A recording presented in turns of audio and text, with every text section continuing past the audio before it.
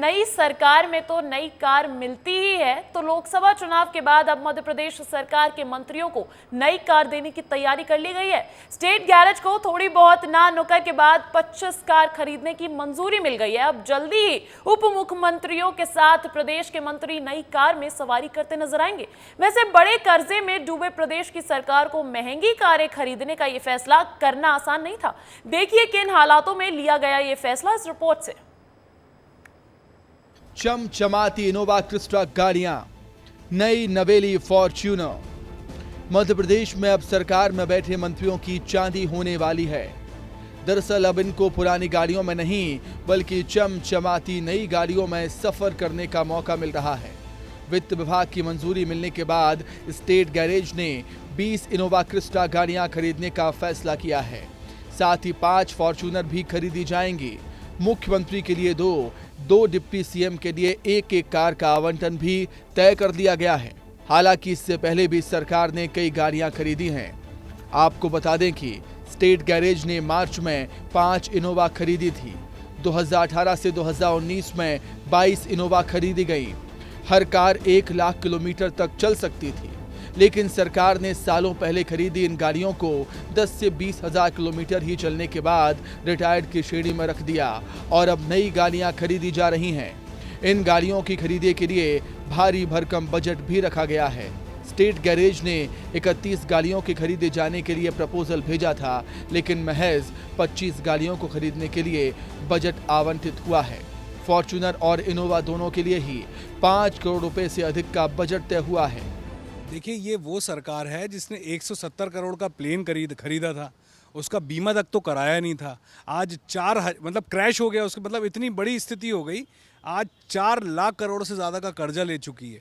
उसके बाद आप देखेंगे स्थिति कि ये नई नई बातें करती है, नया प्लेन खरीदती, कई नई गाड़ियाँ खरीदती है विधायकों के लिए।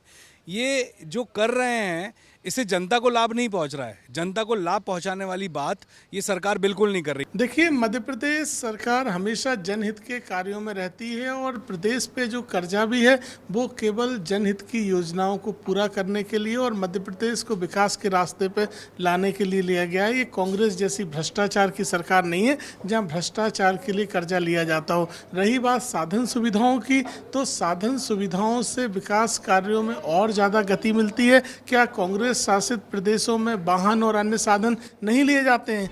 आपको बता दें कि इस वक्त मध्य प्रदेश की सरकार 3 लाख करोड़ के कर्ज में है। भले ही कांग्रेस इस मामले में बीजेपी पर आरोप लगा रही हो, लेकिन सच तो ये है कि जब कांग्रेस की सरकार आई थी तब भी इसी तरह के खर्चे नेताओं ने किए थे। ब्यूरो रिपोर्ट, विस्तार न्यूज। विधानसभा चुनाव में मिली हार के बाद मध्य प्रदेश कांग्रेस की आंखें खुल गई है और अपने संगठन को लेकर अब कांग्रेस चिंतित नजर आ रही है, जिसके बाद संगठन मजबूती की कवायदें भी तेज हो गई है। और इसी कड़ी में कांग्रेस ने आने वाले समय के लिए मास्टर प्लान भी बनाया है। क्या है कांग्रेस की पूरी रणनीति, समझते हैं इस रिपोर्ट से। लगता है विधानसभा चुनाव की हार और नेताओं के पलायन के बाद मध्य प्रदेश में कांग्रेस की नींद खुल गई है। एमपी में कांग्रेस संगठन में बड़ा बदलाव करने जा रही है। बीजेपी की तर्ज पर अब कांग्रेस में भी जिला स्तर पर संगठन महामंत्री बनाए जाएंगे और वो संगठन महामंत्री जिले के बाहर का होगा और पूरे जिले की ये सबसे पावरफुल पोस्ट होगी। इसके साथ साथ बीजेपी की तरह ही कांग्रेस रीस्ट्रक्चरिंग के तहत अपना कैडर तैयार करेगी। इसके तहत नेता 4 महीने तक गांव से लेकर शहर तक कार्यकर्ताओं के साथ बैठक करेंगे और जानने की कोशिश करेंगे कि कौन उनकी पार्टी के लिए असरदार साबित होगा। जीतू पटवारी भी कह चुके हैं कि 15 जून से मिशन मंथन की शुरुआत की जाएगी। पिछले कुछ महीनों में पार्टी में मची भगदड़ के बाद कांग्रेस अपने संगठन को मजबूत करने के लिए ये पहला प्रयास कर रही है और कांग्रेस के इस पूरे प्लान को भी एक बार समझ लेते हैं। 4 महीने में नए सिरे से पार्टी को खड़ा करने की तैयारी है। सभी बड़े नेता कार्यकर्ताओं के साथ मंथन करेंगे। गांव से लेकर शहर तक कांग्रेस के नेता जाएंगे। 29 लोकसभाओं में सबसे सीनियर लीडर बनेंगे प्रभारी। कमलनाथ, दिग्विजय सिंह, कांतिलाल भूरिया, विवेक तनखा को प्रभार मिलेगा। महिला Congress, youth Congress, NSUI, ST Congress, SC Congress को मिलाकर बनेगा कोर ग्रुप। सितंबर-अक्टूबर के पहले हफ्ते में होगा कांग्रेस का 3 दिवसीय अधिवेशन। कांग्रेस की इस बैठक पर कांग्रेस नेता सज्जन सिंह वर्मा ने विस्तार न्यूज से खास बातचीत की और कांग्रेस की आगे की रणनीति को लेकर चर्चा की। ऐसे लोगों को छांट के पद देना और जो लोग कांग्रेस को हमेशा सबोटेज करते आए हैं और कांग्रेस में पद लेके बैठे हैं, ऐसे लोगों को चिन्हित करके तत्काल हटाने का पावर भी उन लोगों को दिया जाएगा। तो महत्वपूर्ण बैठक थी जो आगे के रोड मैप के लिए जरूरी थी। सज्जन सिंह वर्मा और कांग्रेस की इस प्लानिंग पर बीजेपी ने एक बार फिर चुटकी लेते हुए कहा कि कांग्रेस संस्कार विहीन पार्टी है। कमलनाथ जी पीसीसी के अध्यक्ष बने थे, बनने के दौरान भी कई बार उनने अपने संगठन को बीजेपी के संगठन जैसा बनाने की बात कही थी। मुकाबला बीजेपी संगठन से ऐसे बयान भी दिए थे। विचारधारा से, कार्यपद्धति से, त्याग से, तपस्या से अपने आप को खपा कर बनते हैं, भाषणों से संगठन नहीं बना करते। कांग्रेस ने संगठन को मजबूत करने के लिए मास्टर प्लान तो बना लिया है, लेकिन उनका ये प्लान कितना सफल होगा ये तो आने वाला समय ही बताएगा। ब्यूरो रिपोर्ट, विस्तार न्यूज। देखिए, मध्य प्रदेश के मुख्यमंत्री डॉक्टर मोहन यादव आज उत्तर प्रदेश में चुनाव प्रचार प्रसार करने वाले हैं। सीएम महाराजगंज, कुशीनगर और जौनपुर लोकसभा क्षेत्रों में बीजेपी के लिए वोट मांगते हुए नजर आएंगे। मुख्यमंत्री डॉक्टर मोहन यादव दोपहर 12:15 पर महाराजगंज लोकसभा क्षेत्र के नौतनवा में पार्टी प्रत्याशी पंकज चौधरी के समर्थन में जनसभा करेंगे।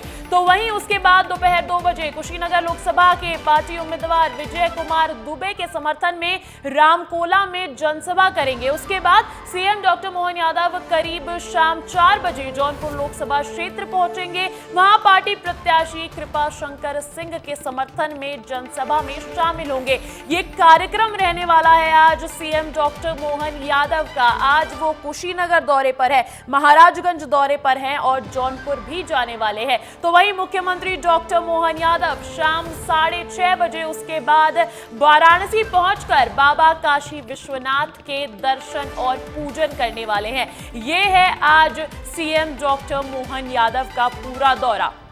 और देखिए, इस खबर पर अधिक जानकारी के साथ मौजूद है मेरे साथ bureau chief Shyam Singh Tomar.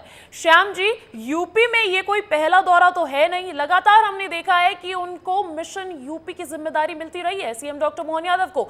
BJP की इसके पीछे रणनीति क्या है? देखिए, सीधी सी रणनीति है कि मोहन यादव क्योंकि स्टार प्रचारक हैं, तो स्टार प्रचारक होना काफ़ी नहीं, उस स्टार प्रचारक को कितना लोग सुनना चाहते हैं ये इम्पॉर्टेंट है।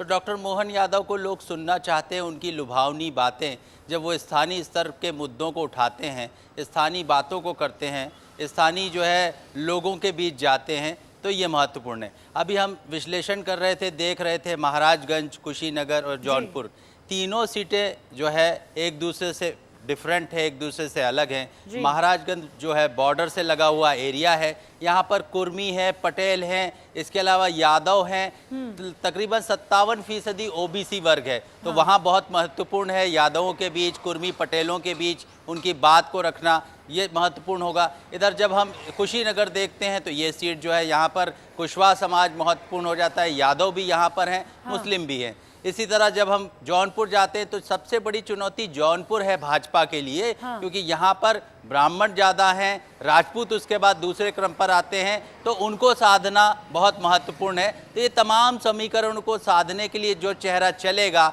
जो चेहरा पसंद किया जाएगा, उसी को भेजा जाएगा और उसमें फिट बैठते हैं, उस सांचे में फिट बैठते हैं डॉक्टर मोहन यादव। बिल्कुल, देखिए, ओबीसी वोट बैंक को साधने की कवायद में तो है ही भारतीय जनता पार्टी, लेकिन जैसा कि आप बताते हैं कि स्थानीय मुद्दों पर चर्चा करने के लिए, प्रचार प्रसार करने के लिए सीएम डॉक्टर मोहन यादव को चुना गया है, उन्हें ये विशेष जिम्मेदारी सौंपी गई है। जी बिल्कुल, आपने ठीक कहा।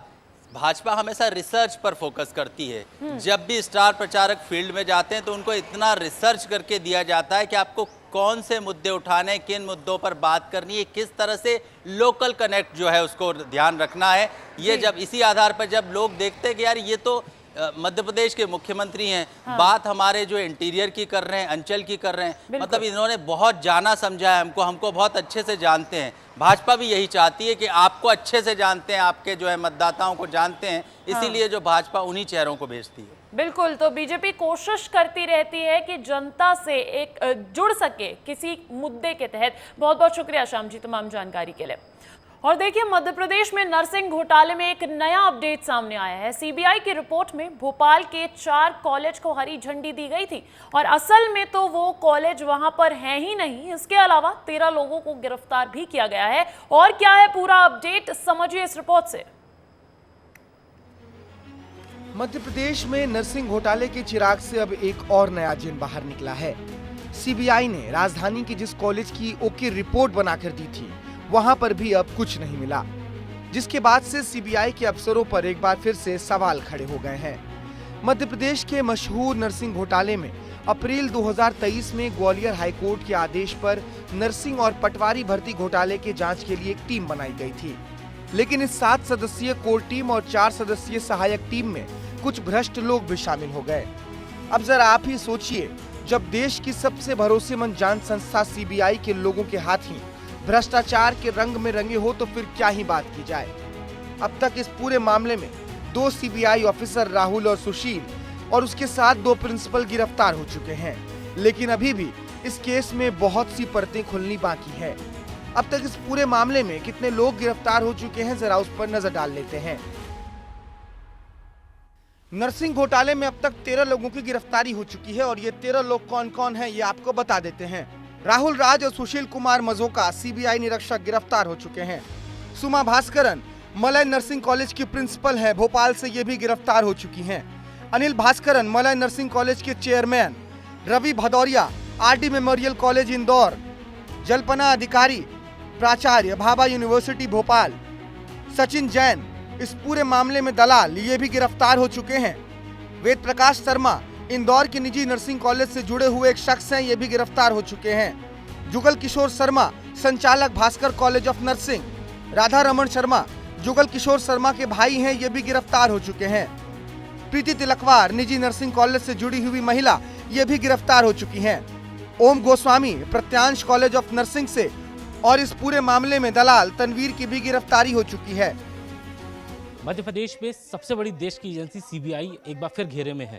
दरअसल नर्सिंग घोटाले में फंसे एक कॉलेज को स्कूल दर्शाया गया है। ये Bhopal public higher secondary school है और यहाँ पर स्कूल के साथ साथ नर्सिंग कॉलेज भी चल रहा था। और नर्सिंग कॉलेज कौन सा चल रहा था? APS academy of nursing science college, और इसे सूटेबल घोषित किया गया।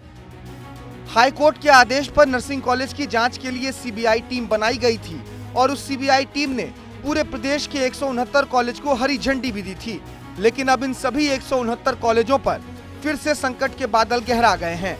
इनमें से भोपाल के 4 कॉलेज की रिपोर्ट को भी सही ठहराया गया था, लेकिन इनमें से एक भी कॉलेज की ना तो बिल्डिंग है और ना ही लैब। बहरहाल इन तीनों आरोपियों को 29 मई तक सीबीआई हिरासत में रखेगी और अब देखना होगा कि इस पूरे मामले में और कितने भ्रष्टाचार की परतें सामने आती हैं। बड़ा हैरत अंगेज मामला है कि एक स्कूल जिसके अंदर एक नर्सिंग कॉलेज खुलता है और उस नर्सिंग कॉलेज को बाकायदा सूटेबल घोषित कर दिया जाता है। जब वो सूटेबल हो जाता है तो एक और यहाँ पर केपी मेमोरियल नाम का नर्सिंग कॉलेज खोलने की कवायद शुरू हो जाती है। तो ये पूरा मामला न सिर्फ सीबीआई तक है बल्कि मध्य प्रदेश के कई और अधिकारियों पर भी इस पूरे मामले में गाज गिर सकती है। कैमरामैन राकेश के साथ विवेक पांडे, विस्तार न्यूज़ भोपाल।